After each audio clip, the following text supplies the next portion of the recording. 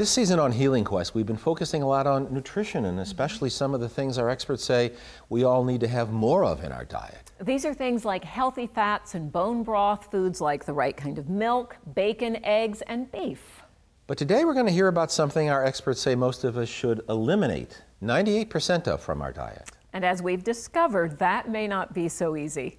It's in more than 60% of processed and packaged foods. It's in about 100% of fast foods. Kayla Daniel is talking about soy, an ingredient in our food in unprecedented quantities, in what its critics say are risky processed products like soy milk and shakes, baby formula, veggie burgers, soy nuts, and energy bars. There are thousands of studies going back 70 years or more, and that these studies actually show that soy can contribute to malnutrition, digestive distress, immune system breakdown.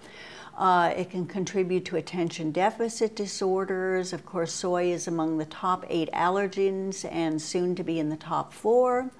Soy has been linked to reproductive problems, PMS, infertility, even loss of libido. And believe it or not, soy can also contribute to cause and accelerate the growth of cancer and even heart disease.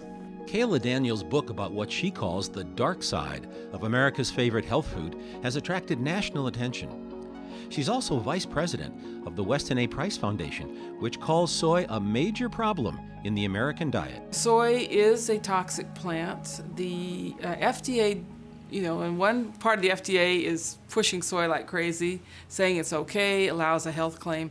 But the FDA also maintains a toxic plant database, and there's over 250 entries for soy in the toxic plant database. Dr. Nicholas Gonzalez is an author and an expert in nutritional therapy. I think soy is a poison. It's a metabolic poison. It's a physiological poison for a number of very well documented reasons. First, soy has very powerful anti-thyroid nutrients in it that completely knock out thyroid function. This is a disaster, particularly for the young people that are growing up on soy milk and soy burgers because their parents are trying to do something healthy for their kids. Exactly the worst thing they should do. During our growth spurt, 10, 12 years old, you need your thyroid working properly or it can affect every system in your body forever. Thyroid hormone is absolutely necessary for normal brain development. Secondly, soy blocks trypsin, which is the main pancreatic enzyme. Trypsin is necessary for normal digestion, which is a problem. And a lot of the patients we see that have been on large amounts of soy always complain of digestive problems, gas, bloating, and digestion. And I point out to them, well, you're eating an enzyme blocker and you need pancreatic enzymes to digest food.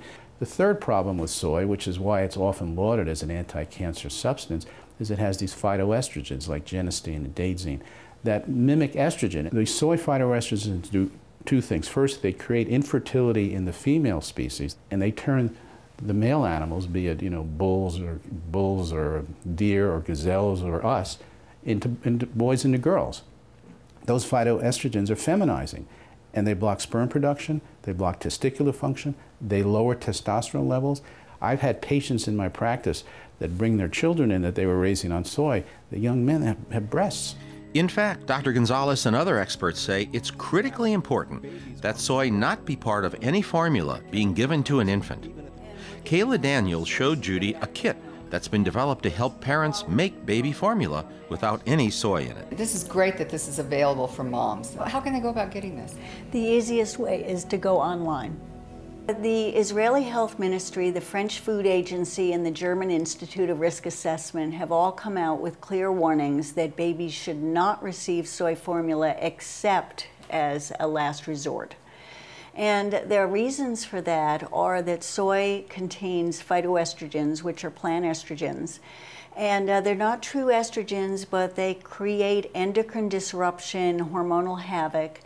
And that can be a problem for any of us of any age, but it's particularly a problem for a baby whose reproductive system and brain and body is in the process of developing and growing up. But as Kayla noted, soy can be a problem at any age, especially for women.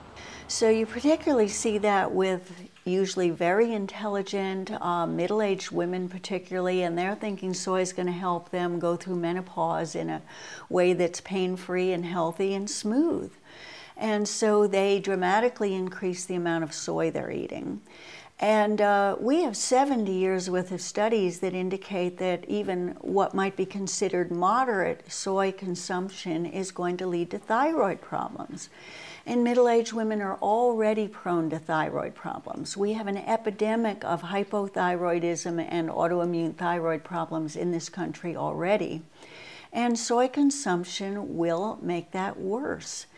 And some of the symptoms are going to be weight gain, fatigue, lethargy, malaise. And so they're thinking, I'm getting older, I'm tired. They don't necessarily associate that with their soy consumption. With men, it can interfere with testosterone production. That can affect not only a man's general state of health and vigor, but his libido. The thing with soy that is so tricky is that sometimes in a woman, the soy will have an anti-estrogenic effect, and sometimes it has a pro-estrogenic effect. And this is why we hear about some women, they took soy for menopause and they felt some benefits, and some women got worse. This is why what we really need to be doing is first of all, we need the kind of medical tests that will show which women might benefit and which ones are going to be harmed. But beyond that, we also we need to treat soy like the drug that it is. This is certainly a big issue for all of us.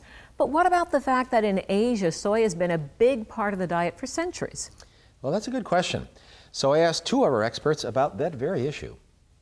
People say, well, what about Asia? You know, people eat lots of soy in Asia, and the fact is they don't eat lots of soy in Asia.